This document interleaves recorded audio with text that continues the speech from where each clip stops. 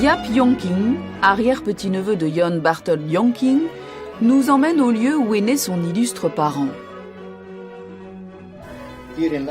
Johan Barthold Jonking est né à Latrobe le 3 juin 1819. Une pierre marque l'emplacement de sa maison natale. Latrobe est une petite bourgade de la province d'Overijssel, près de la frontière est de la Hollande. Une grande allée mène à cette pierre. Jaap et sa famille l'empruntent souvent pour rejoindre cette stèle rustique, noyée dans la nature que Jonking aimait tant.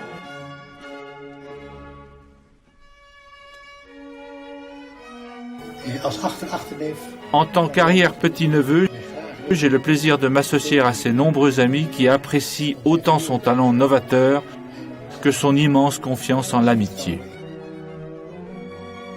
1820. Johan Barthold a 1 an, lorsque son père, modeste fonctionnaire à Latrobe, est nommé percepteur à Vlaardingen. Johan Barthold passe sa jeunesse à Vlaardingen, puis à Maassluis, ville située le long de la Meuse, à l'ouest du port de Rotterdam. Il est le 8e des 10 enfants de la famille. À 6 ans, Johan Barthold voit déjà son frère aîné, Laurens Christian, dessiner. Est-ce la genèse de sa vocation ? À 10 ans, à la mort de ce frère, il reçoit son premier choc affectif, peut-être la première atteinte à l'équilibre fragile de sa sensibilité très vulnérable. Près de chez lui, au bord des canaux, il observe à loisir les bateaux, les quais, les chemins de halage et son regard plonge aussi dans l'univers magique des images réfléchies par l'eau.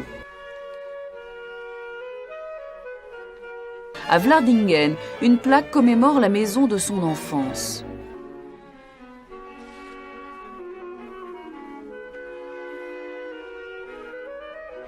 Tout près, en bordure du canal, un engin de chargement rappelle ceux qui figurent dans ces tableaux, témoin de son intérêt pour les réalités industrielles. À 16 ans, Johan Barthold arrête sa scolarité et devient tabellion chez un notaire. L'année suivante, en 1836, son père meurt. Jonking vit avec sa famille et sa mère confiante cède à son désir ardent de peindre. À La Haye, il va suivre les cours de la Teken Academy. Ses faibles ressources le contraignent à rejoindre La Haye à pied en 3 heures par les chemins de halage. Une aide financière, due à un talent rapidement apprécié, lui permet de loger d'abord dans la Jacobstraat, puis dans l'Amsterdamse Werkade, où logeait déjà le peintre Charles Rocussen, dont il deviendra l'ami. Jonking vivait avec l'amitié comme valeur essentielle. Il aimait ses amis et ses amis l'aimaient. La première Teken Academy, située quai de la Reine, devenue aujourd'hui un centre artistique pour enfants, fut ensuite déplacée sur le Prinsesgracht, mais démolie aujourd'hui. Conservateur du musée de La Haye, John C. Levis parle de la peinture de Jonking et de son professeur Andreas Schelfhout. Jonking a reçu son éducation en Hollande. Son maître était le grand peintre romantique Andreas Schelfhout, mais il n'a pas vraiment suivi les traces du romantisme. Par contre, il est devenu un des grands peintres du réalisme. En 1845, à La Haye, il a 26 ans. La cérémonie d'inauguration de la statue de Guillaume le Taciturne, érigée face au Palais Royal, va lui ouvrir de nouveaux horizons. Parmi les officiels, le comte de Nieuwerkerk, sculpteur de cette statue, était accompagné du peintre parisien Eugène Isabey. Ce dernier rend visite à Jonking, apprécie ses travaux et l'invite à Paris comme élève dans son atelier, aidé par une bourse accordée par le prince d'Orange. En quelques mois, Jonking apprend le français qu'il pratiquera toujours avec beaucoup de fantaisie. C'est ainsi que Jonking, à 27 ans, rejoint Paris, où ses subsides lui permettent de s'installer avec l'aide d'Isabey. Il loge place Pigalle, entre à l'atelier d'Eugène Isabey. D'une nature juvénile et joyeuse, il est attiré par les cabarets voisins, lieu de rencontre de nombreux peintres. Mais il a tendance à s'y attarder. Seul et loin de sa Hollande natale, il est la proie facile des petites Lorettes, filles égarées de l'église Notre-Dame des Lorettes, les bien nommées. Sa vie désordonnée et son attirance pour l'alcool ne ménagent guère une santé mentale dépressive. Mais passionné par son art, il arpente son quartier Bréda et Montmartre tout proche qui lui rappelle son pays qu'il n'oubliera jamais. Il croque sur le vif des scènes que souvent plus tard en atelier, il repeint en tableau. Son travail commence à être apprécié de ses pairs. La formation stricte par le croquis d'Andreas Schelfhout l'aide à se démarquer du paysagisme hollandais en s'intéressant aux scènes de la réalité industrielle, en route attirante, mais qui dans le même temps éveille sa nostalgie. Après un premier voyage en Normandie et en Bretagne en 1847, il participe à son premier salon et revient en Hollande pendant 6 mois. Il retrouve avec respect son premier maître, Andreas Schelfhout. Yongking a le don inné de créer et d'entretenir de nombreuses amitiés établies selon lui pour l'éternité. Au cours des 2 voyages avec Eugène Isabey, dont l'un avec Madame Isabey, il visite la Normandie, du Havre, Honfleur jusqu'à Abbeville et la Bretagne jusqu'à Morlaix, Brest et Douarnenez. Il participe au salon, fait connaissance de quelques Joséphine, Clara, Mathilde et d'autres.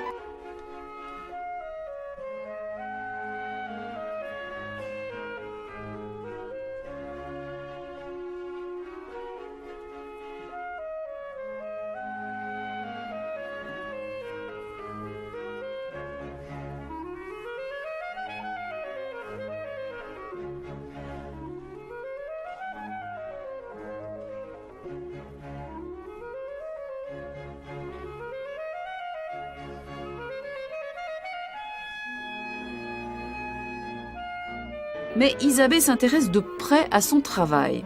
Comme un père, il tonce le jeune peintre quand il s'éloigne de la bonne route et qu'il met ainsi en danger le talent dont il fait preuve.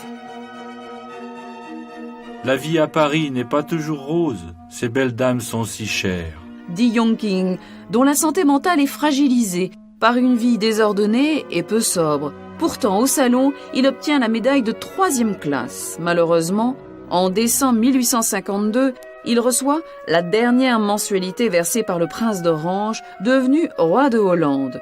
Jusqu'à la fin de ses jours, il imaginera à tort que des espions mal intentionnés avaient informé le roi.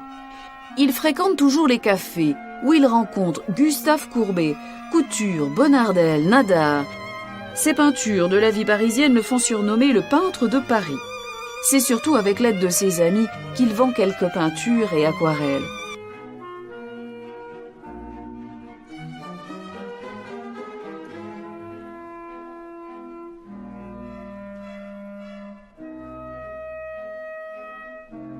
Mais en 1855, le décès de sa mère l'afflige beaucoup, et de plus au salon, il n'obtient aucune récompense. À ce dépit, s'ajoutent les tracas amenés par la maternité de petites amies qui l'aident, crédules et généreux.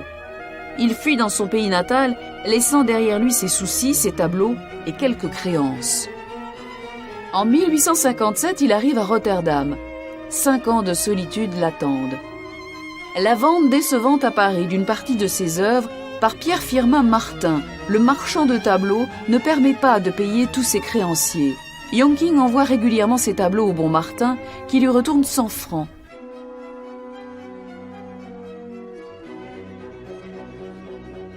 Plus de 100 lettres sont ainsi échangées, ainsi celle de Rotterdam du 9 décembre 1859.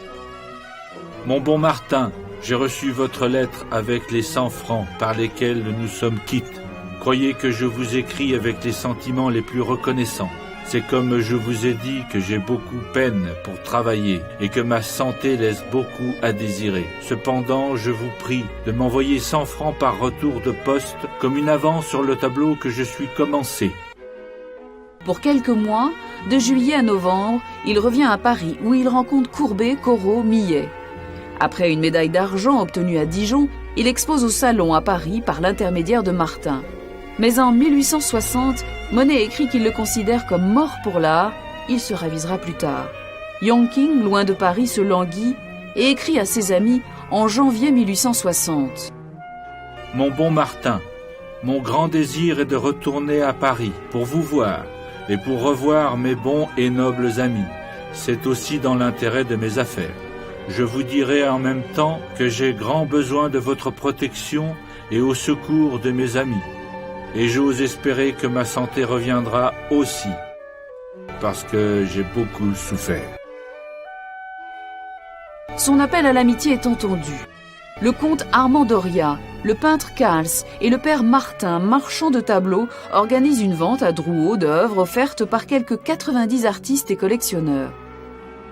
C'est dire l'amitié réciproque suscitée par Yongking avec ses pairs. Fin avril, Yongking quitte Rotterdam.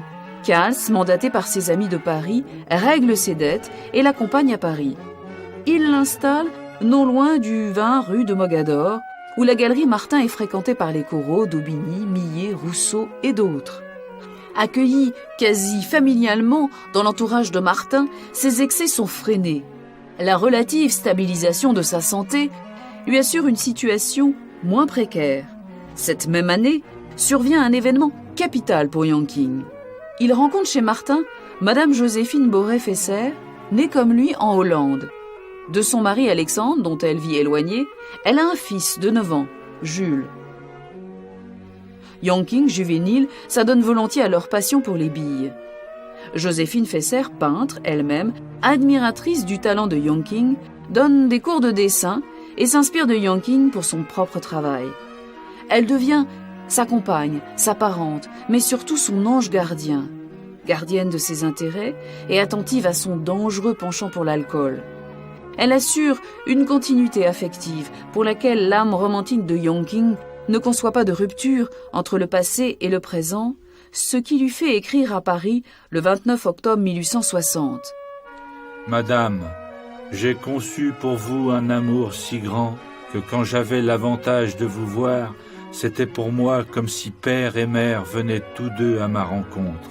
Vous savez que je ne suis pas heureux, et tout irait mieux si ma santé était meilleure. Il a 42 ans. Ce simple lavis témoigne de la fin de sa solitude. Claude Roger Marx écrit « Le calme et l'ordre allaient enfin entrer dans son cœur et dans sa maison. Sortant de la période sombre, sa vie allait enfin éclairer sa palette. » En 1861, il s'installe 5 rue de Chevreuse à Paris, dans le quartier de Montparnasse et loin de ses cafés. Il gardera cette demeure jusqu'à ses derniers jours. Une plaque commémorative, apposée en 1941 au coin de son immeuble du côté de l'avenue Montparnasse par le comité du peintre Van Dongen, marque son passage. Nevers et ses environs avaient pour Joséphine et Yongking beaucoup d'attrait. Le mari de Joséphine, Alexandre Fesser, cuisinier de son métier, habitait le pays où son neveu tenait commerce. Le Nivernais, sa Loire, ses châteaux, ses paysages convenaient à Yongking. Il signe rapidement une de ses premières aquarelles à Parisé.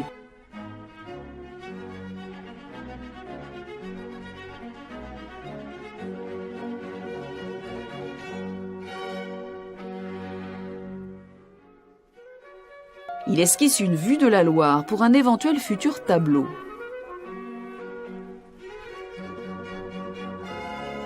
Joséphine est l'élève attentive de Yongking. Cette aquarelle dépouillée de Yongking n'a-t-elle pas inspiré ce tableau abouti de Joséphine Fesser ?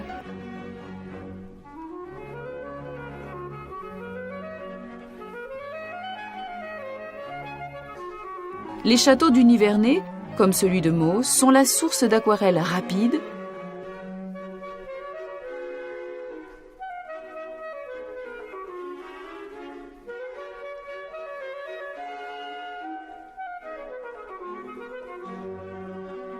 ou de tableaux peints à l'huile, tel le château de Rosemont.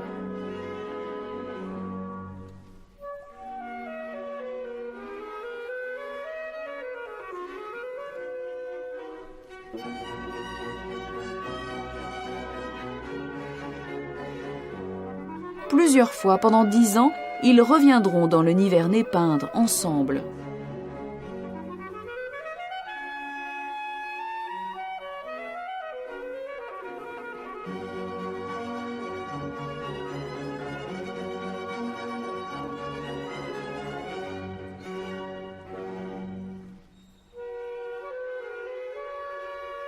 Ce croquis, pris sur le vif, l'aide à réaliser en atelier une aquarelle de l'hôtel Saint-Louis.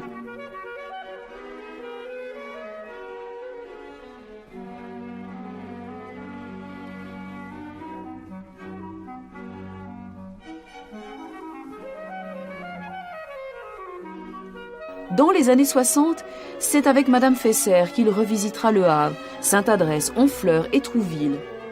Durant les 3 saisons estivales suivantes, il élargira ce parcours normand, riche en rencontres et propice à d'abondantes œuvres.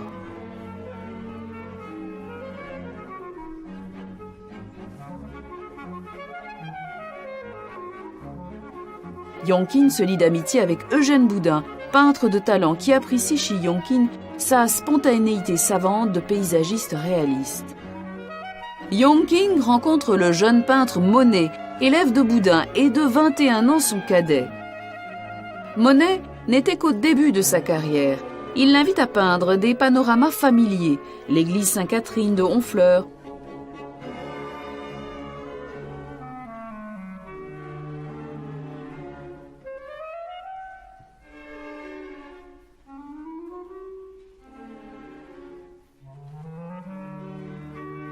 ou les falaises d'Étretat.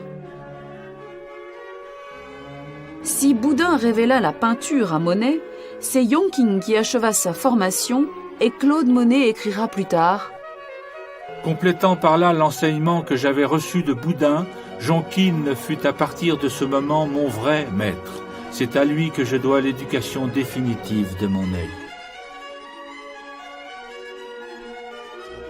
À Honfleur, les artistes croquaient la vie au rythme du dialogue entre le ciel et l'eau.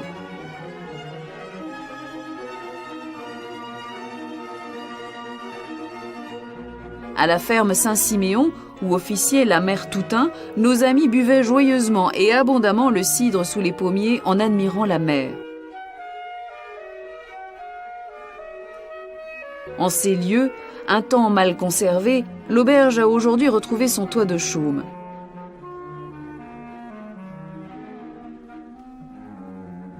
Les pommiers mythiques ont été replantés. C'est probablement ici qu'est né le courant impressionniste dont Yonkin fut le précurseur.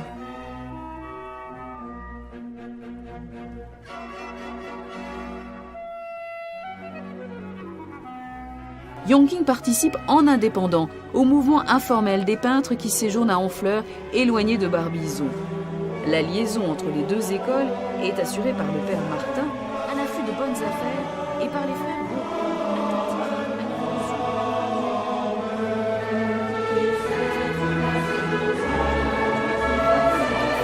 très apprécié de Charles Baudelaire, qui le complimente dans un article élogieux. Souvent, plusieurs œuvres de Yonkin traitent le même sujet. C'est ainsi que cette eau-forte, représentant le port de Honfleur, est inspirée directement d'un tableau peint la même année. Mais il abandonne cette filière eau-forte très peu rémunératrice pour se consacrer à sa peinture. En 1864, conseillé par son ami Kals et par Madame Fesser, ses relations avec Martin se refroidissent.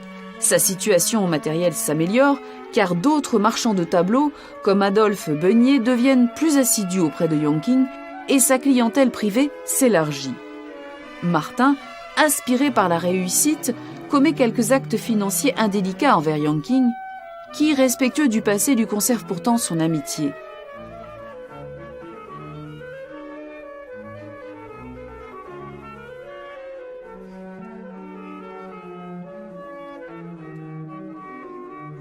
Madame Fesser, dont les soins attentionnés ont stabilisé Yonkin, est parfois découragée par son persistant penchant pour la boisson et ses idées hallucinatoires, mais elle ne l'abandonne pas.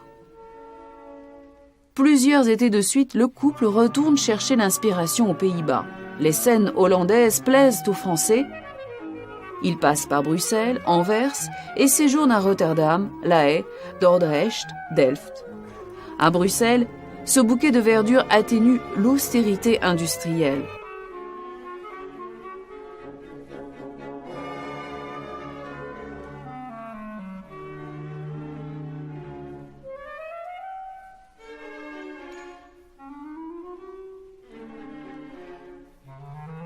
L'occasion à Anvers d'une aquarelle légère, où les barques voguent entre ciel et eau.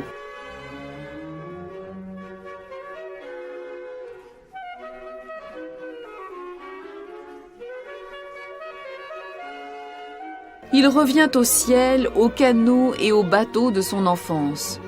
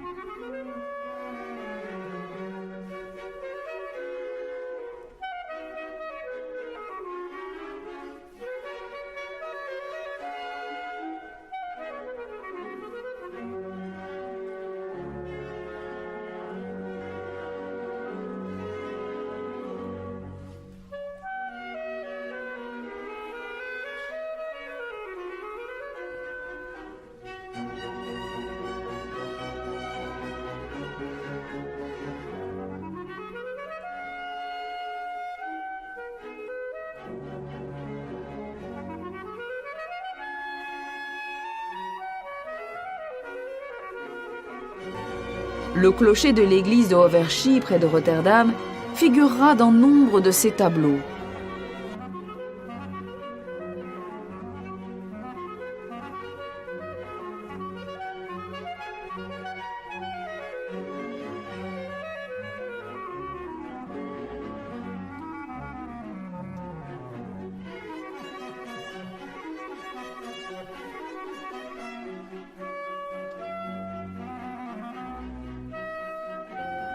Mais il n'oublie pas Bois-le-Duc, pays d'enfance de Madame Fesser.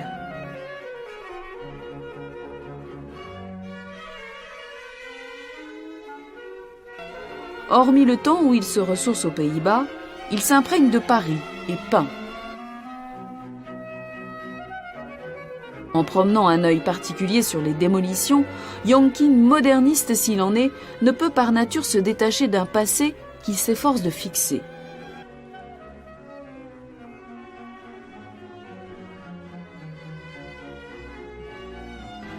En 1868 déjà, Émile Zola, très touché par la qualité de l'œuvre de Yongking, par ses peintures, mais aussi par ses dessins, ses aquarelles, écrit dans l'Événement illustré. Cette œuvre me va au cœur. Le grand ciel nuageux a l'odeur des pluies de Paris. J'y respire la vie de nos jours. Je me rappelle des après-midi attristés, de longues courses que j'ai faites à travers la ville, toute mon existence de Parisien. L'artiste a évoqué l'âge présent avec une émotion fidèle, et je suis reconnaissant de cette vie qu'il me fait revivre. Yongking, c'est l'observation instantanée de la réalité, dépouillée, non pas lisse ou fignolée, mais spontanée, à tendance réaliste. En 1870, l'année de la guerre franco-prussienne, il fut Paris assiégé. À Nantes, Yongking, cet étranger à l'allure bizarre, est pris un temps pour un espion. Ils gagnent Nevers et prolongent leur séjour en raison de la guerre.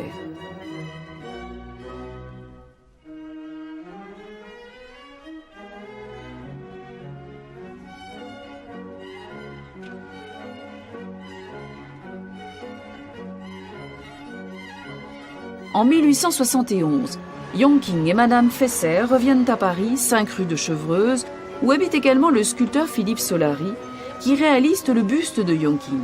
Ils reçoivent Paul Cézanne et Émile Zola. Yongking, sensible au nouvel article de Zola dans le journal La Cloche, lui dédicace l'aquarelle du quai des Célestins que nous décrit Philippe de la Chapelle, dont le grand-père Gaston Bernheim, de la galerie d'art Bernheim, aida Zola lors du procès Dreyfus.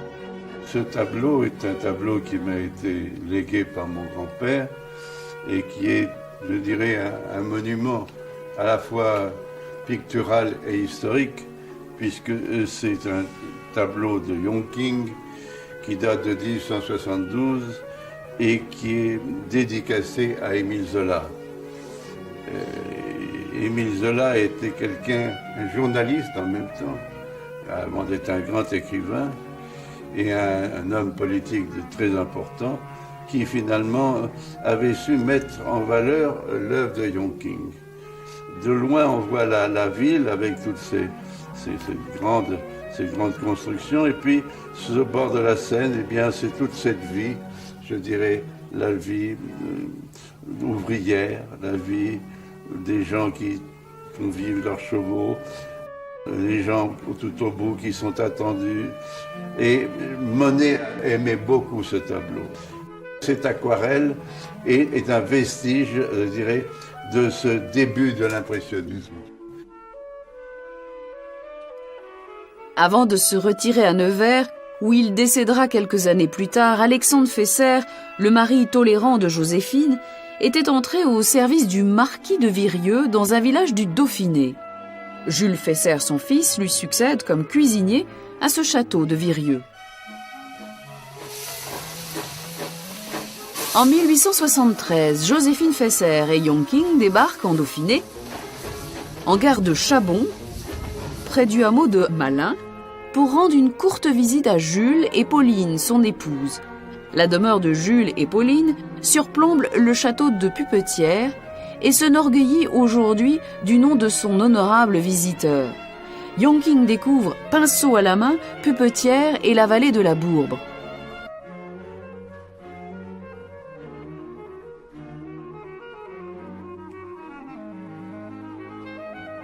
Refusé au salon en 1873, il décide de ne plus y présenter d'œuvres. Peintre délibérément indépendant, il fait le choix de ne pas exposer à la première exposition impressionniste avec ses amis, Boudin, Calce et Monet. Et pourtant... Il a vécu dans le milieu des grands impressionnistes. Il était vraiment considéré comme un peintre qui était un précurseur du grand mouvement de l'impressionnisme. Ses activités parisiennes sont alors entrecoupées l'été par de courts séjours dans le Nivernais et dans le Dauphiné. Il découvre Grenoble. L'aquarelle devient bien adaptée à son activité itinérante. Lyon, Chambéry et la Suisse recevront plus tard sa visite.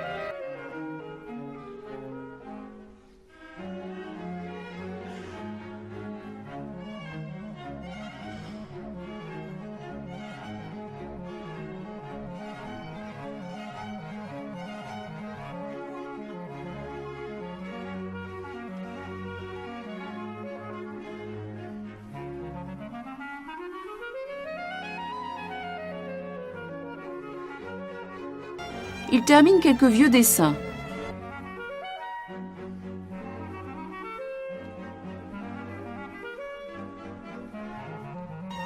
Repeint de mémoire quelques tableaux de Hollande.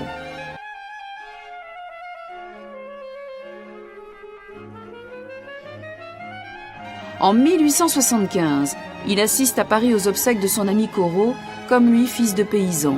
Sa tenue négligée et les paroles franco-hollandaises qu'il prononce à voix basse font dire que Yonking, malgré ses séjours dans des paysages apaisants, n'est pas délivré de ses démons. En 1878, Jules et sa femme Pauline achètent la villa Beau Séjour à la côte Saint-André. Ils y aménagent pour leur mère Joséphine et pour Yonking un logement avec un atelier vitré ouvert sur la vallée de la Bièvre. Jusqu'à leur mort, Beau Séjour sera leur adresse à la campagne, alors que rue de Chevreuse sera celle de Paris. Grenoble, entre Drac et Isère, sera parfois un refuge pour ces moments de désarroi. Les fleuves lui rappellent ceux de son pays.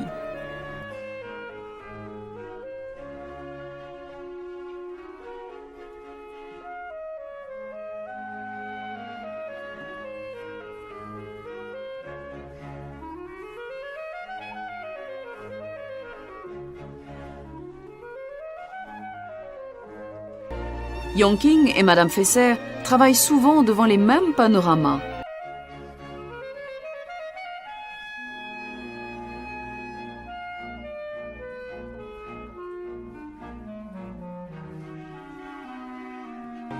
Les premiers hivers enneigés l'inspirent. Il porte alors une attention particulière à Paris et au Dauphiné sous la neige.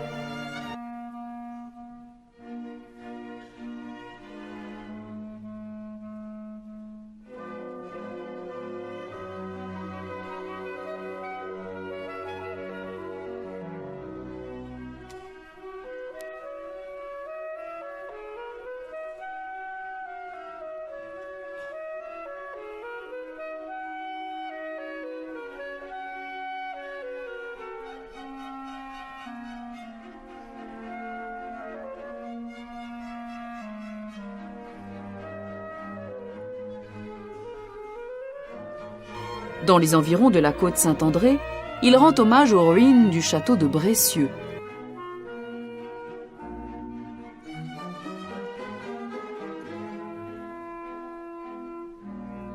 En 1880, il voyage dans le Midi, d'abord à Narbonne où la vie autour du canal s'écoule paisiblement sous les tours du XIIIe siècle. À Sète, il retrouve enfin réunis le ciel, la mer et les bateaux.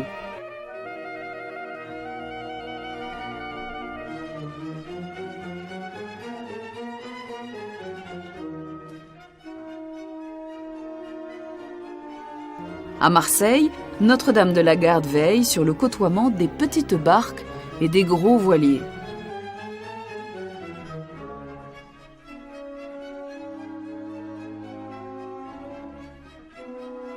De retour à la côte Saint-André, il se mêle volontiers aux manifestations populaires du village qu'il préfère à tout spectacle classique organisé.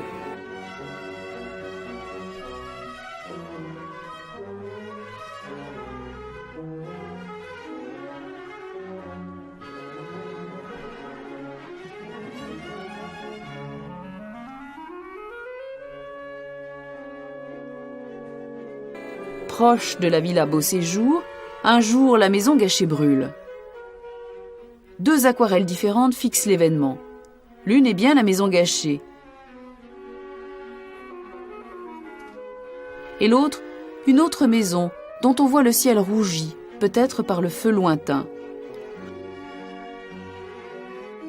Pour faciliter l'entretien du clocher, le curé en fait ôter le charmant petit clocheton latéral. Un colonel sans humour rapporta. Le plus mécontent fut le peintre Jonkin, qui parla d'aller exterminer le curé qui avait détruit l'esthétique du clocher. Plusieurs années après, Jonkin le dessine, mais avec son clocheton. Jonkin n'a eu dans sa vie qu'un seul jeune élève, Jean-Louis Gervat, fils de paysan du village voisin de Saint-Siméon de Brécieux, qui deviendra prêtre. Tous les matins, sa fidèle colombe sur le dos et quelquefois son mouton en laisse, Jonkin emmène son jeune élève peindre la nature en lui récitant son credo. Continuez d'être vous-même, rien d'autre. La passion pour la peinture que Joséphine partage avec Jonkin lui permet de surmonter avec dévouement beaucoup de difficultés, mais aussi de s'imprégner de son art. Cette année 1889, ils accompagnent les petits-enfants de Madame Fesser, Henri et Alexandre à Paris, pour l'exposition universelle. Jonkin chérissait cette famille qui le lui rendait bien. Ce Hoofdpoort de Rotterdam fut une des dernières huiles de Madame Fesser. En 1885, une plaque commémorative du musicien Berlioz est apposée à la façade du musée de la Côte Saint-André. Jonkin, intéressé, griffonne une courte note personnelle. En 1890, il fait un dernier voyage à Paris. À son retour, Jonkin n'est pas invité à l'inauguration de la statue du grand musicien sur la place du village. En effet, si Jonkin est apprécié des gens simples, touchés par un artiste sans manière, et s'il est respecté des gens aptes à mesurer et apprécier son talent, par contre, sa réputation d'intempérant dérange la bourgeoisie locale. Jean Selle, directeur de l'école supérieure et peintre lui-même, le côtoie et admire son talent. Peiné, il lui rend une visite après la cérémonie, accompagné de personnalités pour compenser ce manquement de reconnaissance envers le grand peintre. Jonkin repart sans relâche peindre dans les environs de la côte. Sur la route de Sardieu, et plus loin, à Ornacieux, ou au petit cimetière voisin de Balbin.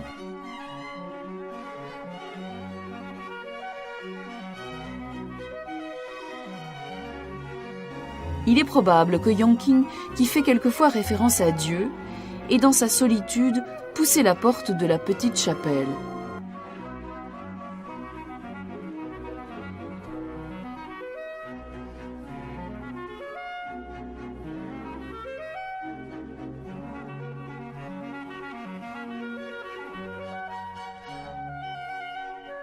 Du pied de cette colline, il rapporte probablement une de ses dernières aquarelles.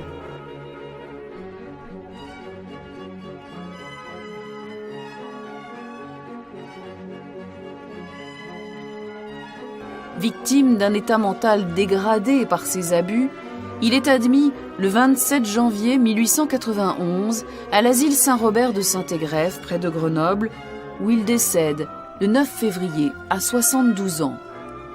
Le 11 février, derrière les fenêtres de leur atelier, Joséphine Fesser regarde passer une dernière fois l'homme qu'elle a admirablement soutenu.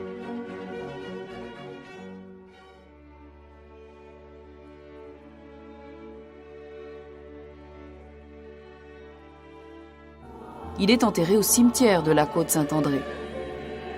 Le 23 novembre de la même année, Madame Fesser meurt. Leurs deux tombes sont côte à côte dans le cimetière de la Côte-Saint-André, en Isère, à 500 mètres de la villa Beauséjour.